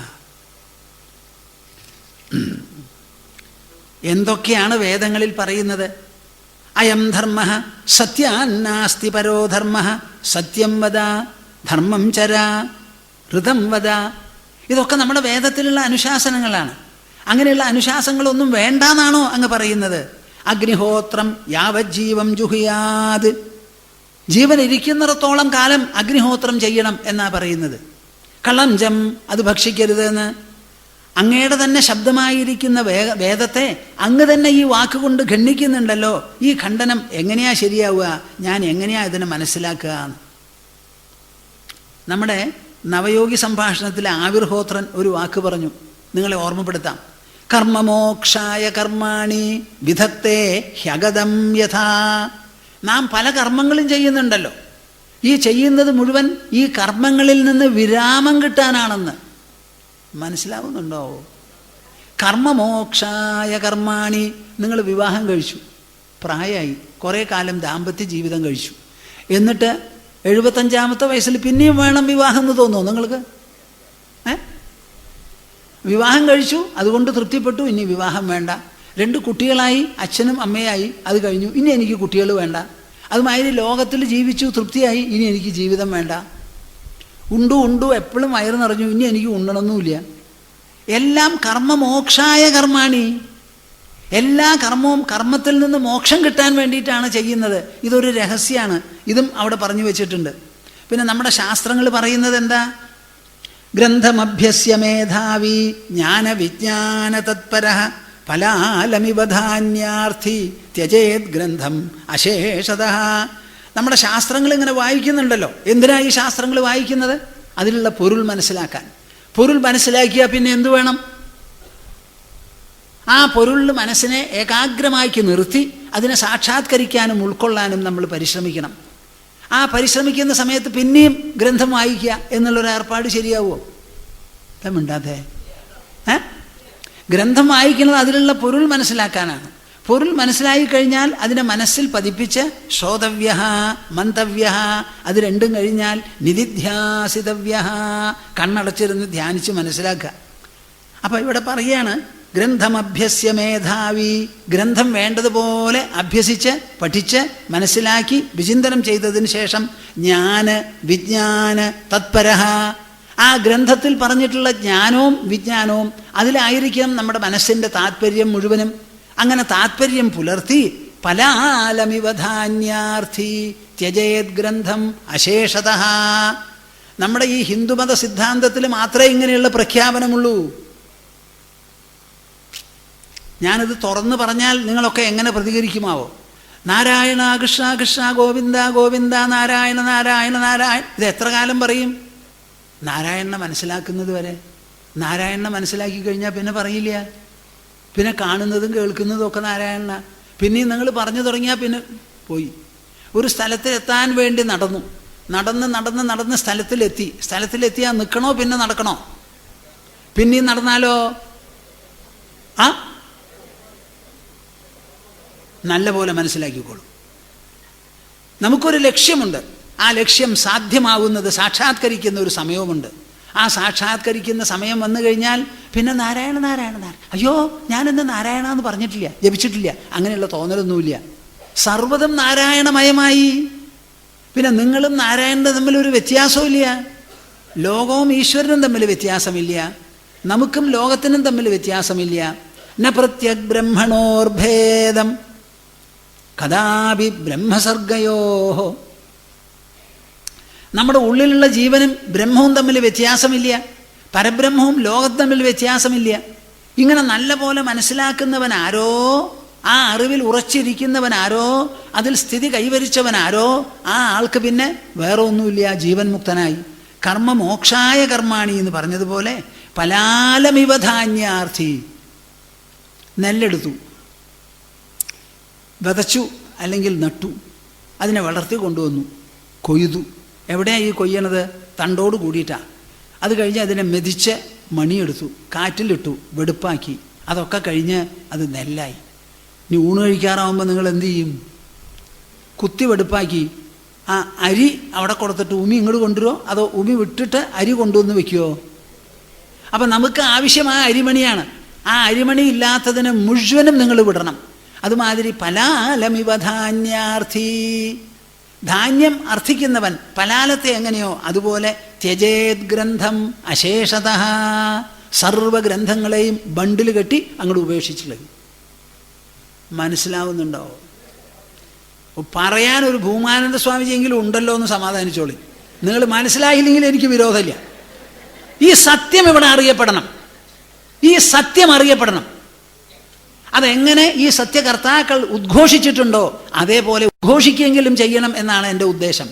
നിങ്ങൾ വിചാരിക്കരുത് നമ്മുടെ മതം വിശ്വസിച്ചോളൂ എന്ന് പറഞ്ഞ് നടക്കുന്നതാണെന്ന്.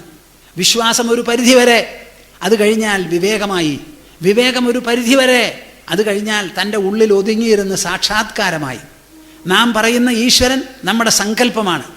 ആ സങ്കല്പം രചിക്കുന്നത് മനസ്സാണ്. ആ മനസ്സിനാണ് എല്ലാറ്റിൻ്റെയും താക്കോല് കിടക്കുന്നത്. കണ്ണടയ്ക്കൂ, ഇരിക്കൂ, അന്തർമുഖരായിത്തീരൂ, ഉള്ളിൽ ലയിക്കൂ. പരീക്ഷിത്ത് ചെയ്തതുപോലെ 7 ദിവസം കേട്ടു, 7-ാം ദിവസം ശുകമഹർഷിക്ക് തൻ്റെ കൃതജ്ഞത രേഖപ്പെടുത്തിയതിന് ശേഷം ലോകവസ്തുക്കളിൽ നിന്നെല്ലാം തന്നെ ഇന്ദ്രിയങ്ങളെ പിൻവലിച്ച്, മനസ്സിനെ പിൻവലിച്ച്, ബുദ്ധിയെയും പിൻവലിപ്പിച്ച്, അഹങ്കാരത്തിനെ ലയിപ്പിച്ച് തൻ്റെ ഉള്ളിൽ തന്നെ അമർന്ന് അന്തരാത്മാവിൽ ലയിച്ചങ്ങോട്ട് ചേർന്നു. ആര്? പരീക്ഷിത്ത്. ഇതാണ് നമ്മുടെ ലക്ഷ്യം. മനസ്സിലാക്കിക്കോളി നല്ല പോലെ. ഈ തത്തമ്മയെ പൂച്ച എന്നല്ല. നാം ഈശ്വരൻ്റെ നാമം പറയുന്നുണ്ടെങ്കിൽ നമുക്കൊരു ഉദ്ദേശമുണ്ട്. എന്താ ഉദ്ദേശം? മനസ്സിന് ശുദ്ധി വരുത്തുക. ആ ശുദ്ധി വന്ന മനസ്സിന് എന്ത് സംഭവിക്കും? പരമാത്മതത്വം സ്വയമേവ പ്രകാശിക്കും. അതിൽ സ്വയമേവ പ്രകാശിക്കും. ഉദിച്ച സൂര്യൻ്റെ പ്രകാശം എങ്ങനെയോ അതിനെ കവച്ചു വയ്ക്കുന്നതാണ് അന്തരാത്മപ്രകാശം. അതിനൊരിക്കലും മങ്ങലില്ല.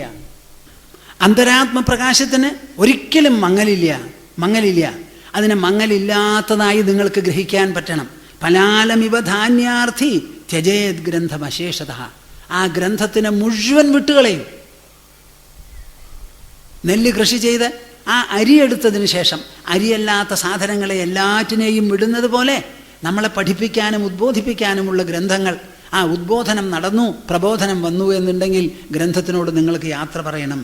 ശബ്ദബ്രഹ്മണി നിഷ്ണാതോ ന നിഷ്ണായാത് പരേ യതി ശ്രമസ്തസ്യ ശ്രമഫലോ ഹ്യധേനുമിവ രക്ഷതഃ. ഇത് കൃഷ്ണൻ തന്നെ പറയുന്നതാ. ശബ്ദബ്രഹ്മണി നിഷ്ണാതോ, വേദങ്ങളും ശാസ്ത്രങ്ങളുമെല്ലാം ഉദാത്ത അനുദാത്തങ്ങളോടുകൂടി നല്ല പോലെ പഠിച്ചു.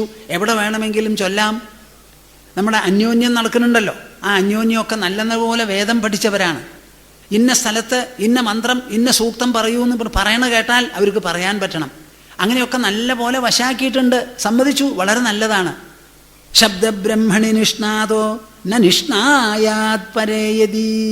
ഈ വേദങ്ങൾ മുഴുവൻ ഉദ്ഘോഷിക്കുന്നത് ഒരൊറ്റ കാര്യമാണ്. ബ്രഹ്മവിദ് ആപ്നോതി പരം.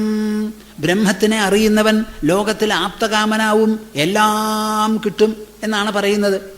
അപ്പം ആ ബ്രഹ്മത്തിനെ അറിയാനുള്ള ഉപദേശങ്ങളും നിർബന്ധങ്ങളും നിർദ്ദേശങ്ങളുമാണ് വേദത്തിൽ. അതൊക്കെ നമ്മൾ പഠിച്ചു. ബ്രഹ്മസാക്ഷാത്കാരത്തിന് പരിശ്രമിച്ചില്ല എന്നുണ്ടെങ്കിലോ ശ്രമസ്തസ്യ ശ്രമഫല. ആ ആളുടെ പരിശ്രമത്തിന് ഒരേ ഫലേ ഉള്ളൂ, പരിശ്രമിച്ചു എന്നുള്ള ഫലം. കേൾക്കുന്നുണ്ടോ? പരിശ്രമിച്ചു. എന്ത് പരിശ്രമിച്ചു? വേദം പഠിക്കാൻ. എന്നിട്ടോ പഠിച്ചു. വേദം പറയണത് എന്താ? അത് സാക്ഷാത്കരിച്ചു. അവിടേക്ക് എത്തിയിട്ടില്ല. അപ്പോൾ പരിശ്രമം തന്നെയാണ് അയാൾക്കുള്ള ഫലം. ഏതുപോലെ? ഹ്യധേനുമിവ രക്ഷത. പാല് കറക്കാത്ത പയ്യന് നല്ല പോലെ തീറ്റ കൊടുത്ത് കഴുകി വെടുപ്പാക്കി പിന്നെയും കൊടുത്തോളൂ. മൂത്രവും ചാണവും മാത്രമേ കിട്ടുള്ളൂ, ഒരു തുള്ളി പാല് കിട്ടില്ല. അതുപോലെയാണെന്ന്. ശബ്ദബ്രഹ്മണി നിഷ്ണാതോ ന നിഷ്ണായാത് പരേയതി ശ്രമസ്തസ്യ ശ്രമഫലോ ഹ്യധേനുമിവ രക്ഷതഃ. ഇതൊക്കെ പറഞ്ഞാലും പാവം ഉദ്ധവന് മനസ്സിലായില്ല. ഏതുപോലെ? നിങ്ങളും മനസ്സിലാക്കിക്കോളൂ. ഒരിക്കൽ കേട്ടതുകൊണ്ട് നിങ്ങൾക്ക് എല്ലാം ഗ്രഹിക്കാം, സാക്ഷാത്കരിക്കാം എന്ന് വിചാരിക്കരുത്. സംശയങ്ങൾ പിന്നെയും ഉണ്ടാവും. ആ സംശയങ്ങൾ നല്ലതുമാണ്. 2-ാം അധ്യായത്തിൽ കൃഷ്ണൻ ആത്മാ, സ്ഥിതപ്രജ്ഞൻ, സ്ഥിതധി എന്നിങ്ങനെ എല്ലാം ചൂണ്ടിക്കാണിച്ചു കൊടുത്തു അർജുനന്. ഇടയ്ക്കിടയ്ക്ക് പറയും ചെയ്തു, അതുകൊണ്ട് നീ യുദ്ധം ചെയ്യണം എന്ന് പറയും ചെയ്തു. അവസാനം 3-ാമത്തെ അധ്യായത്തിൽ അർജുനൻ ചോദിക്കുക, ജായസീ ചേത് കർമ്മണസ്തേ മതാ ബുദ്ധിർജനാർദ്ദന തത്കിം കർമ്മണി ഘോരേ മാം നിയോജയസി കേശവ വ്യാമിശ്രേണേവ വാക്യേന ബുദ്ധിം മോഹയസീവ മേ തദേകം വദ നിശ്ചിത്യ യേന ശ്രേയോഹമാപ്നുയാത്. ഇതേമാതിരിയുള്ള ചോദ്യ. ജായസീ ചേത് കർമ്മണസ്തേ മതാ ബുദ്ധിർജനാർദ്ദന. അല്ലേ ജനാർദ്ദന, അങ്ങ് ഈ പറഞ്ഞത് കേൾക്കുമ്പോൾ ആത്മജ്ഞാനമാണ് പരമം എന്നെനിക്ക് തോന്നുന്നു. ഈ ആത്മജ്ഞാനം എവിടം കൊണ്ട് സമ്പാദിക്കാനാ? മനസ്സും ബുദ്ധി കൊണ്ടും സമ്പാദിക്കാനാണ്. വ്യവസായാത്മിക ബുദ്ധി എന്നാണ് അങ്ങ് ചിത്രീകരിച്ചത്. ഇത് ബുദ്ധി കൊണ്ടും മനസ്സുകൊണ്ടും അനുഷ്ഠാനം കൊണ്ട് നേടേണ്ടതാണ്. അതാണ് സത്യമെങ്കിൽ, അതാണ് ശ്രേയസ്കരമെങ്കിൽ തത് കിം കർമ്മണി ഘോരേ മാം നിയോജയസി കേശവ. കൊടും പാപമായിരിക്കുന്ന ഈ ഭയങ്കര യുദ്ധത്തിൽ തസ്മാദ് യുദ്ധ്യസ്വ, അതുകൊണ്ട് നീ യുദ്ധം ചെയ്യണം എന്നിങ്ങനെ അങ്ങ് അനുശാസിക്കുന്നത് എന്തിന്? അങ്ങ് എന്നെ അനുവദിക്കണ്ടേ? ഈ യുദ്ധഭൂമി വിട്ടുപോയി കണ്ണടച്ചിരുന്ന് വേണ്ടി വന്നാൽ ഭിക്ഷ തണ്ടി കാലക്ഷേപം നടത്തി അങ്ങനെ ധ്യാനവും സമാധിയും തപസ്സുമായി കഴിയാൻ എന്നെ അനുവദിക്കല്ലേ വേണ്ടത്? പിന്നെയും അങ്ങ് ഇടയ്ക്കിടയ്ക്ക് പറയുന്നു തസ്മാദ് യുദ്ധ്യസ്വ ഭാരത, പടപൊരുതൂ, യുദ്ധം ചെയ്യൂ എന്ന്. അപ്പൊ ഇടകലർത്തിയാണ് അങ്ങ് സംസാരിക്കുന്നത് എന്ന്. വ്യാമിശ്രേണേവ വാക്യേന. എന്താ പ്രേക്ഷകരെ, നിങ്ങൾക്ക് മനസ്സിലാവുന്നുണ്ടോ? അങ്ങ് ഇടകലർത്തി പറയുകയാണെന്ന്. ഇപ്പുറത്ത് പറയണു പരമാത്മജ്ഞാനം ശ്രേഷ്ഠമാണ്, അതാണ് ആവശ്യം, അതുകൊണ്ടേ ജന്മസാഫല്യമുള്ളൂ, അതിലെല്ലാം പരിസമാപിക്കുന്നു, ജന്മപ്രശ്നങ്ങളോ ജീവിത പ്രശ്നങ്ങളോ എല്ലാം. അതേസമയം പറയണു പടക്കളത്തുനിന്ന് പോവരുത്, അമ്പും വില്ലുമെടുത്ത് യുദ്ധം ചെയ്യണം. ഇത് കടകവിരുദ്ധമല്ലേ? തത്കിം കർമ്മണി ഘോരേ മാം നിയോജയസി കേശവ. ഈ ഭയങ്കര യുദ്ധം ചെയ്യൂ എന്ന് പറഞ്ഞ് എന്നെ അതിൽ നിയോഗിക്കണോ? വ്യാമിശ്രേണേവ വാക്യേന ബുദ്ധിം മോഹയസീവ മേ. അർജുനൻ കുറച്ചും കൂടിയും കരുതലോട് കൂടിയിട്ടാണ് സംസാരിക്കുന്നത്. അങ്ങ് പറയുന്നത് കേൾക്കുമ്പോൾ എനിക്ക് ഒരു മിശ്രോപദേശമാണെന്ന് തോന്നുന്നത് പോലെ ഉണ്ട്. അതുകൊണ്ട് ഉറപ്പിച്ച് പറഞ്ഞു തരൂ. തദേകം വദ നിശ്ചിത്യ യേന ശ്രേയോഹമാപ്നുയാത്.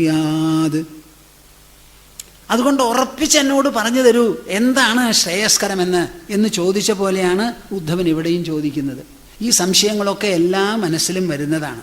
കൃഷ്ണൻ പറഞ്ഞതിൽ ഒരു തെറ്റുമില്ല. എന്താ കാരണം? നാം ഈ പറയുന്ന വിധിയും നിഷേധവും എല്ലാം എന്തിനെ പറ്റിയിട്ടാ? ലോകത്തിനെ പറ്റി, ലോകവസ്തുക്കളെ പറ്റി, ലോകാചാരങ്ങളെ പറ്റി, നമ്മെ പറ്റി. ഈ ലോകമോ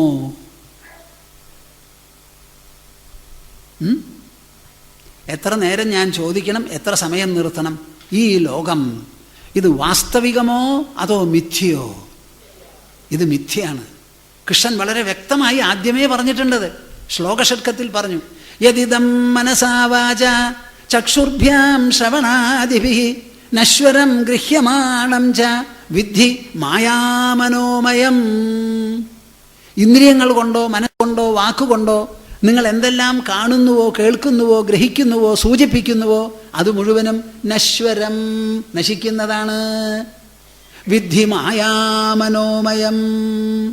നല്ല പോലെ മനസ്സിലാക്കിക്കോളൂ, അത് മനോമയമാണ്. മനസ്സ് വിട്ടിട്ടൊരു നിൽപ്പ് അതിനില്ല. എന്ത്? മനസ്സ് വിട്ടൊരു നിൽപ്പ് അതിനില്ല. അതുകൊണ്ടാണ് അതിനെ മായ എന്ന് പറയുന്നത്. ആ മായയിൽപ്പെട്ടതാണ് ഈ വേദങ്ങളടക്കം എല്ലാം തന്നെ. അപ്പം അതിലുള്ള വിധിനിഷേധങ്ങൾക്ക് എവിടെയാ നിൽക്കക്കള്ളി? നിങ്ങൾ സ്വപ്നത്തിൽ പലതും അനുഭവിക്കാറുണ്ട്. എന്തൊക്കെയാ? സ്വപ്നത്തിൽ കുറേ പുണ്യം ചെയ്തു, എണീക്കുമ്പോഴോ സ്വപ്നത്തിൽ കുറേ പാപം ചെയ്തു, അത് അവശേഷിക്കുന്നുണ്ടോ? സ്വപ്നത്തിൽ ഒരു രാജ്യം പിടിച്ചടക്കി സിംഹാസനത്തിലിരുന്നു, മഹാരാജാവാണ്, അഭിഷേകം ചെയ്തു, എണീക്കുമ്പോഴോ അതുപോലെയാണ് ഇത്. അപ്പം പിന്നെ കൃഷ്ണൻ ഇങ്ങനെയല്ലാതെ പിന്നെ എങ്ങനെയാ പറയുക? ഗുണദോഷ ദൃശിർദോഷോ ഗുണസ്തു ഉഭയവർജിത. പാവം ഉദ്ധവന് മനസ്സിലായില്ല. അങ്ങനെ ചോദിക്കുക. അപ്പം കൃഷ്ണൻ അതൊക്കെ കേട്ടിട്ട് പറയുകയാണ്. എന്താ പറയണത്? കൃഷ്ണൻ്റെ മറുപടിയാണ്. യോഗാസ്ത്രയോ മയാ പ്രോക്ത നൃണാം ശ്രേയോ വിധിസ്സയാ ജ്ഞാനം കർമ്മജ ഭക്തിശ്ച നോപായോന്യോസ്തി കുത്രചിത്. നിർവിണ്ണാനാം ജ്ഞാനയോഗോ ന്യാസിനാമിഹ കർമ്മസു തേഷ്വനിർവിണ്ണ ചിത്താനാം കർമ്മയോഗസ്തു കാമിനാം യദൃച്ഛയാ മത്കഥാദൗ ജാതശ്രദ്ധസ്തു യഃ പുമാൻ ന നിർവിണ്ണോ നാതിസക്തോ ഭക്തിയോഗോസ്യ സിദ്ധിദഃ. ഉദ്ധവ, നല്ല പോലെ മനസ്സിലാക്കിക്കോളൂ. വളരെ പ്രധാനമായിട്ടൊരു ഭാഗമാണിത്. യോഗാസ്ത്രയോ മയാ പ്രോക്ത നൃണാം ശ്രേയോ വിധിസ്സയാ.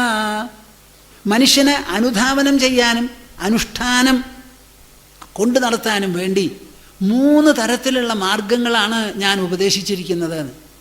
ഈ 3 തരത്തിലുള്ള മാർഗങ്ങൾ എന്തുകൊണ്ട് ഉപദേശിക്കേണ്ടി വന്നു? മനുഷ്യരുടെ അധികാരി ഭേദം കൊണ്ട്. അധികാരി ഭേദം എന്നുള്ള വാക്കിന് എന്താ അർത്ഥം? എല്ലാവർക്കും എല്ലാ തരത്തിലുമുള്ള കോമ്പിറ്റൻസ്, അതിനുള്ള കഴിവോ യോഗ്യതയോ ഉണ്ടാവില്ല. ചെറിയ 4 വയസ്സായ ഒരു കുട്ടിയുടെ കൈ പിടിച്ച് നടക്കുമ്പോൾ നിങ്ങൾ എന്തു വേണം? നിങ്ങളുടെ വേഗതയ്ക്ക് കനം കുറയ്ക്കണം. എന്നിട്ട് ആ കുട്ടി വരാവുന്ന തരത്തിൽ നടക്കണം. നേരെ മറിച്ച് 15 വയസ്സായ ഒരു കുട്ടിയുടെ കൂടെ നടക്കുമ്പോൾ അവൻ ഓടിയെന്ന് വരാം, നിങ്ങൾക്ക് ഓടേണ്ടി വരാമെന്ന് നടക്കുമ്പോൾ. അപ്പോൾ ഈ അധികാരി ഭേദം അനുസരിച്ചാണ് ഇവിടെ എല്ലാം നടക്കുക. ആ അധികാര ഭേദമനുസരിച്ച് ഞാൻ യോഗാസ്ത്രയോ മയാ പ്രോക്ത 3 യോഗങ്ങളാണ് നിർദ്ദേശിച്ചിട്ടുള്ളത്. നൃണാം മനുഷ്യർക്ക് ശ്രേയോ വിധിസ്സയാ, അവർക്ക് ശ്രേയസ് ഉണ്ടാവണം, നൽകണം അവർക്ക് എന്ന് വിചാരിച്ച് 3 തരത്തിലുള്ള യോഗമാണ് നിർദ്ദേശിച്ചിരിക്കുന്നത്. അതിൽ അങ്ങക്ക് ഞാൻ ഉപദേശിച്ചത് ജ്ഞാനമാണ്.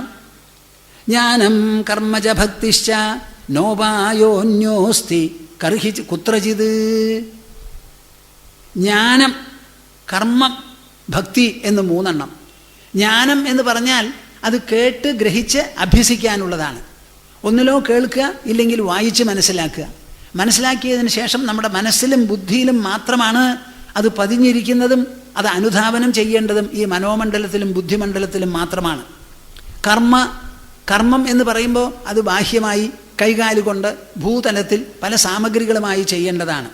ഭക്തി എന്ന് പറയുന്നതോ ഹൃദയത്തിലും മനസ്സിലും മാത്രം അധിഷ്ഠിതമായി ഭഗവാനോട് തോന്നുന്നതായ ഒരു ഭാവസമ്പന്നതയാണത്. അങ്ങനെ ജ്ഞാനമാർഗം, കർമ്മമാർഗം, ഭക്തിമാർഗം എന്നിങ്ങനെ 3 എണ്ണം ഞാൻ ഉപദേശിച്ചിട്ടുണ്ട്. നോപായോന്യോസ്തി കുത്രചിത്. ഇതല്ലാതെ വേറെ ഒരു ഉപായവും ലോകത്തിലില്ല. വളരെ ഗൗരവമുള്ള ഒരു പ്രസ്താവനയാണ്. ഉദ്ധവൻ്റെ ചോദ്യം എന്താ? വിധിനിഷേധങ്ങൾ അടങ്ങുന്ന നമ്മുടെ ധർമ്മശാസ്ത്രങ്ങൾ മുഴുവനും അങ്ങ് ഗുണദോഷ ദൃശിർദോഷോ എന്നൊരൊറ്റ വാക്കുകൊണ്ട് ചവന്ന മഷി കൊണ്ട് 2 വിരയിട്ടങ്ങോട്ട് തള്ളിയില്ലോ. എനിക്കത് മനസ്സിലാവണില്ല. പറയുന്നത് അങ്ങാണ് പറയുന്നത്. അപ്പം അതിൽ വിശ്വസിക്കാതെ ഇരിക്കാൻ പറ്റില്ല. എനിക്കൊരു ഭ്രമമുണ്ടെന്നേ ഉദ്ധവൻ പറയുന്നുള്ളൂ. അപ്പം ഭ്രമം നീക്കാൻ വേണ്ടി പ്രായോഗികമായ രീതിയിൽ ഉപദേശിക്കുകയാണ്. യോഗാസ്ത്രയോ മയാ പ്രോക്ത നൃണാം ശ്രേയോ വിധിസ്സയാ ജ്ഞാനം കർമ്മജ ഭക്തിശ്ച നോപായോന്യോസ്തി കർഹിച്ചിത് കുത്രചിത്. ഇതേപോലെ പറഞ്ഞു കൃഷ്ണൻ. എവിടെ? ഭഗവത്ഗീതയിൽ. ലോകേസ്മിൻ വിവിധാനിഷ്ഠ പുരാ പ്രോക്ത മയാ നഘ ജ്ഞാനയോഗേന സാഖ്യാനാം കർമ്മയോഗേന യോഗിനാം. അവിടെയും ചോദിച്ചപ്പോൾ പറഞ്ഞു കൊടുത്തു. എല്ലാം കൂടി 2 നിഷ്ഠയാണ് ഇവിടെ അർജുന. അവിടെ പറഞ്ഞത് എങ്ങനെയാ? ദ്വിവിധാനിഷ്ഠ. ഒരേ നിഷ്ഠയാണ്. ഒരേ നിഷ്ഠയിൽ 2 സ്റ്റേജാണത്. ഇപ്പം ബാല്യം എന്ന് പറഞ്ഞു, കൗമാരം എന്ന് പറഞ്ഞു, യൗവനം എന്ന് പറഞ്ഞു, വാർദ്ധക്യം എന്ന് പറഞ്ഞു. ഇതൊക്കെ വേറെ വേറെ ആളുകളെ സൂചിപ്പിക്കുന്നതോ അതോ ഒരേ ആളുടെ വിവിധ ദശകളോ? ബാലനായിരുന്നിട്ടാണ് കുമാരനാവുക, കുമാരനായിരുന്നവനാണ് അഡോളസൻ്റ് ആവുക, ആ അഡോളസൻ്റ് ആയവനാണ് യുവാവാവുക, യുവാവാണ് വൃദ്ധനാവുക. ഒന്നിൽ നിന്ന് മറ്റൊന്നിലേക്കുള്ള സംക്രമണം, വളർച്ചയാണ്. അതേപോലെ ലോകേസ്മിൻ ദ്വിവിധാനിഷ്ഠ. ഇവിടെ നിഷ്ഠ ഒന്നേ ഉള്ളൂ. ആദ്യകാലത്ത് അത് കർമ്മങ്ങളോടുകൂടി ബന്ധപ്പെട്ട് കിടക്കുന്നു. ഒറ്റയടിക്ക് എല്ലാം വിട്ടു പോവാൻ ആർക്കും പറ്റില്ല. നമുക്ക് ഉണ്ണണം തോന്നും, ഉറങ്ങണം തോന്നും, വസ്ത്രം ധരിക്കണം തോന്നും, ഇടയ്ക്ക് ചങ്ങാതിമാരെ കാണണം എന്ന് തോന്നും, കുടുംബ ബന്ധങ്ങളുമായി ബന്ധപ്പെടണം എന്ന് തോന്നും, ജോലി വേണം തോന്നും, കയ്യിൽ കുറച്ച് കാശ് വേണമെന്ന് തോന്നും. അതൊക്കെ നമുക്ക് സാധാരണയുള്ള പ്രേരണകളാണ്. ആ പ്രേരണകൾ ഉജ്ജ്വലങ്ങളായി ശക്തങ്ങളായി ഇരിക്കുന്നിടത്തോളം കാലം അതിനെ വിട്ടുപോവുക എളുപ്പമല്ല. അപ്പോൾ മനുഷ്യന് പ്രകാരഭേദമനുസരിച്ച്, അധികാരി ഭേദമനുസരിച്ചാണ് ഈ ദശകളെ നിശ്ചയിച്ചിരിക്കുന്നത് എന്ന് പറഞ്ഞ് വിവരണം കൊടുക്കണം. ലോകേസ്മിൻ വിവിധാനിഷ്ട പുരാപ്രോക്ത മയാനഘ ജ്ഞാനയോഗേന സാഖ്യാനാം കർമ്മയോഗേന യോഗിനാം. മനസ്സിന് പാകം വന്നവർ, ആഗ്രഹങ്ങൾ ശക്തമായി ഇല്ലാത്തവർ, ഒരുമാതിരി ആഗ്രഹങ്ങളൊക്കെ പോയവർക്ക് ജ്ഞാനയോഗം. ബാക്കിയുള്ളവരോ കർമ്മയോഗേന യോഗിനാം. ബാക്കിയുള്ളവർക്ക് ഈ കർമ്മനിരതമായ ലോകം, കർമ്മസങ്കുലമായ ലോകം, അതിൽ കർമ്മനിരതമായിരിക്കുന്ന ജീവിതം, അതിൽ കുറച്ചു കാലം കർമ്മം ചെയ്തുകൊണ്ട് അതേ സമയത്ത് ആ കർമ്മത്തെ യോഗബുദ്ധിക്ക് വിധേയമാക്കി യോഗ സംസ്കാരത്തോടു കൂടി അനുവർത്തിക്കുക. അതാണ് അവർക്കുള്ളത്. ഇങ്ങനെ അധികാരഭേദം അനുസരിച്ചാണ് ഈ വ്യത്യാസം. ഞാൻ ആ കൃഷ്ണൻ പറയുന്ന ശ്ലോകം പറഞ്ഞ് നിർത്താം.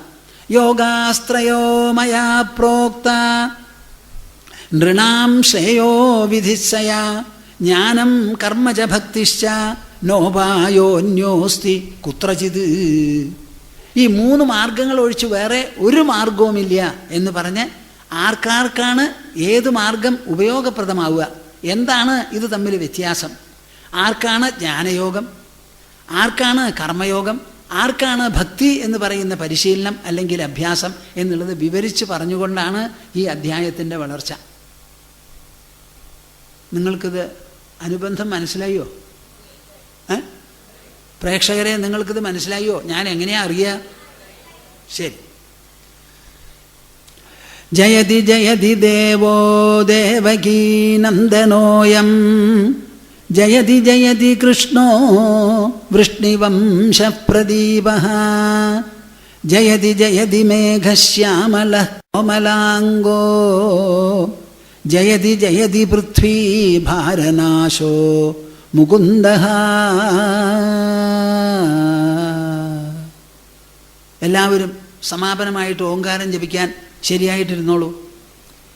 ഹരിഹി ഹരിഹി. എല്ലാവരും ഓ